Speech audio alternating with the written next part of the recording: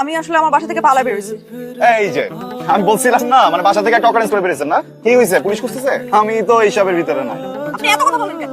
আমি আমার বাসা থেকে পালা বের হয়েছি কারণ আমি আমার বয়ফ্রেন্ডকে বিয়ে করার জন্য পালা বের হয়েছি। ওরে আপা, আপনি তো ভুল জায়গায় ফোন দিয়ে ফেলছেন। আমি তো আসলে কাজী টাজি এসব কাম কাজ করি না, সরি। আমি কি একবার আপনাকে বলছি যে আপনি কাজী? বলি নাই। আমি আজকে সকাল থেকে আমার বয়ফ্রেন্ডকে ফোন দিচ্ছি, ও কোনোভাবেই ফোন ধরে না। অন্য মেয়ে কিনে পালাই গেছে না? বলেন বলেন বলেন। পরে আমি ওর ফ্রেন্ডের বাসায়, ফ্রেন্ডের বাসায় যাবেন কেন? মানে বয়ফ্রেন্ড ফোন নাই ধরতে, ফ্রেন্ডের বাসায় কেউ যায়? আমি আমার বয়ফ্রেন্ডের ফ্রেন্ডের বাসায় যাই। ও আচ্ছা, পরে? তারপরে যেটা হয়, ওর বন্ধু গেটটা তুলে ওর ফ্রেন্ডের বেডরুমে আমাকে নিয়ে যায়।